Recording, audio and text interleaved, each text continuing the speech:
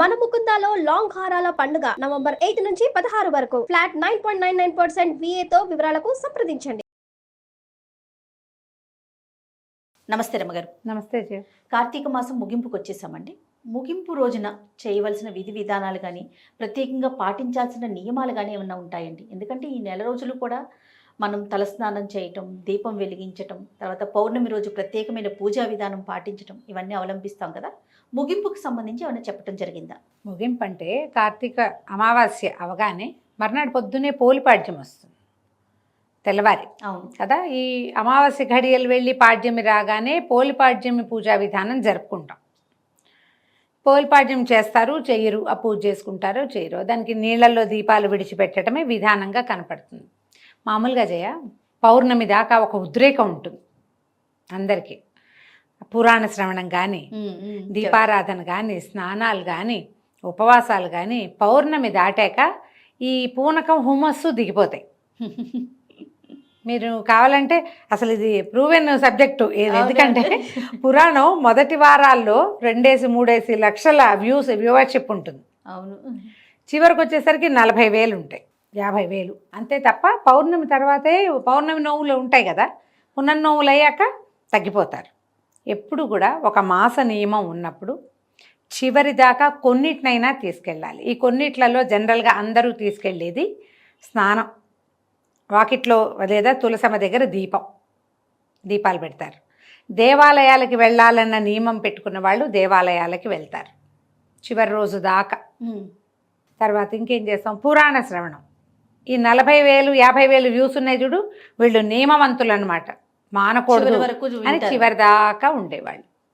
ఈ చివరి రోజున అమావాస్య రోజున సాధారణంగా ఏం చేయాలి, ఏం చేస్తామని అందరికీ ప్రశ్నలే ఉంటాయి. కొత్తగా ఏం చేయొద్దు. మీరు మొదటి రోజున ఎట్లా శ్రద్ధగా చేశారో అమావాస్య నాడు అదే శ్రద్ధతో చేయండి. అదే శ్రద్ధతో తెల్లవారుజామునే లేచి స్నానం, సూర్యోదయం అవ్వకుండానే వాకిట్లో దీపం పెట్టేయండి, ఇంట్లో దీపం పెట్టుకోండి. ఆ రోజు ఉపవాసం ఉండి, ఇప్పుడు ఈ నెలలో 15 రోజుల దాకా ఉండి తర్వాత కొంచెం ముందు వెనక అయ్యి 2 సోమవారాలు ఉండి మిగిలిన సోమవారాలు మానేసి చేసిన బాపత జనం కొంతమంది ఉంటారు కదా. అందరూ చివరి రోజున చేస్తే, మీరు మొదటి రోజున చివరి రోజున చేస్తే మధ్యలో కాస్త అటు ఇటు అయినా మాస నియమం పాటించినట్లుగా అవుతుందని ఒకరిద్దరు పెద్దవాళ్ళు చెప్తూ ఉంటారు. చివరి పరిసమాప్తి చివరిది సరిగ్గా అవుతుందన్నమాట, సజావుగా అవుతుంది. తర్వాత మనకు కూడా ఒక భక్తి, శ్రద్ధ, ఒక తాత్పర్యము ఏవో ఉంటాయి. ఈ రోజున పురాణం వినండి. ఇంతకుముందు మీరు దానాలు ధర్మాలు చేస్తుంటారు, భోజనం పెట్టుంటారు ఎవరికైనా, తర్వాత ఎవరికైనా మోయిన్ ఇచ్చుంటారు, అదే ఏమన్నా స్వయం పాకం ఇస్తాము ఇచ్చుంటారు, ఏ బట్టలో దానం చేస్తుంటారు. అమావాస్య నాడు కూడా జ్ఞాపకం పెట్టుకుని ఎవరికైనా ఒక వస్త్రదానం చేయండి. అవకాశం ఉంటే స్వయం పాకం ఇవ్వండి, ఎవరినైనా భోజనానికి పిలవండి. దీనివల్ల ఏంటంటే ఈ మాస అంతంలో కూడా ఇంత శ్రద్ధగాను చేయటం వల్ల ఫలితం బాగుంటుంది. ఓకే. అమావాస్య నాడు చేయటం వల్ల ఇంకా పెరుగుతుంది. ఈ రోజున దేవాలయ దర్శనం తప్పకుండా చేయండి. మీకు ఇప్పటిదాకా ఊరికే దీపం పెట్టి దండం పెట్టుకొచ్చేస్తారు కదా, అర్చన చేయించుకోండి అవకాశం లభిస్తే, అక్కడ జనం ఎక్కువ లేకపోతే. దేవాలయంలో దీపం పెట్టండి, దేవాలయ దర్శనం చేయండి, కార్తీక పురాణ శ్రవణం కంపల్సరీగా చేయండి. చివరిది మొత్తం చేస్తే మర్నాడు పోలిపాడ్యంకి పూజ ఎలాగూ చేసుకుంటాం. పొద్దున్నే ఏం చేస్తాం, నీళ్ళల్లో దీపాలు విడిచిపెడతాం. ప్రవహించే నీళ్లు లేకపోతే మన ఇంట్లోనే గంగాళంలో వదిలిపెట్టుకుంటాం. గమేళాలో నీళ్ళు పోయటం, అందులో అరటి తొప్పల్లో దీపం పెట్టి విడిచిపెట్టడం. తర్వాత ఒక 15 రోజులు గ్యాప్ వచ్చాక మళ్ళీ ధనుర్మాసం వచ్చేస్తుంది, 15 రోజుల్లో వస్తుంది కదా. ఎప్పుడు కూడా ధనుర్మాసపు చివరి రోజు శ్రద్ధగా చేస్తాం. గోదా కళ్యాణము, అండాల కళ్యాణం చేస్తాం కదా. అలాగే ఈ కార్తీక మాసపు చివరి రోజులు శ్రద్ధగా చేయండి. ఆఖరి ఈ పౌర్ణమికి ముందు రోజున, ఒకరోజు ముందు, ఇది ముందే వింటాం కదా, వింటున్నారు కదా మీరు. ఈ ముందు ఈ ప్రదోషకాల అర్చన ఇవి చేస్తారు. మన మాస శివరాత్రి అర్చన తప్పకుండా చేయించుకోండి.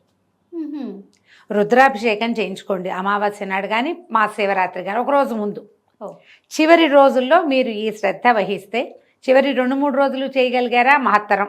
ఒట్టిగా ఈ మహాశివరాత్రి నాడు అభిషేకం చేయించుకున్నామండి, అమావాస్య నాడు దేవాలయానికి వెళ్దాం, పురాణం వింటామన్నా కూడా మంచిదే. మానేకుండా పాటించండి. ఒక్కొక్కళ్ళు మొదటి రోజే చేస్తారు, కార్తీక మాసం మొదటి రోజని, మిగిలినవి ఎప్పుడు చేయలే. మీరు చివరి రోజు చేయండి, బాగుంటుంది. ఎంత పాజిటివ్ వైబ్ వస్తుందో ఎవరికి వాళ్ళు దాన్ని అనుభవించగలుగుతారు. శ్రద్ధ ఇప్పుడు ఇన్ని లిస్టు చెప్పాంగా, స్నానము, దీపము, దానము ఇవన్నీ చేయలేరు. దేవాలయ దర్శనము, అభిషేకము, అర్చన కాలేదు. స్నానం చేయండి, పురాణం వినండి 2 కనీసం. ఉపవాసం చేయగలిగారా? మహత్తరంగా ఉంది. లేదు, ఉపవాసం చేయలేరు. ఎవరికైనా భోజనం పెట్టండి, ఫ్రెండ్స్ని ఎవరినైనా పిలవండి, చక్కగా ఓ 10 రూపాయలు, ఓ 100 రూపాయలు ఎవరికైనా భోజనం చేయటానికి ఇవ్వండి, అది కూడా మంచిదే. ఇలా ఈ నెల రోజుల పుణ్యప్రదమైన కార్తీక మాసాన్ని చివరి రోజును కూడా సుసంపన్నం చేసుకోండి. ఏ రోజు చేయలా మీరు, చివరి రోజైనా చేయండి. అన్నీ మానేసి అమావాస్య నాడు చేయమంటారా అంటే చేయొచ్చు, అమావాస్య నాడు కూడా. అన్నీ మానేసినా అమావాస్య నాడైనా ఇదైనా మంచిదే. ప్రతిరోజు ఇంపార్టెంటే కార్తీక మాసంలో.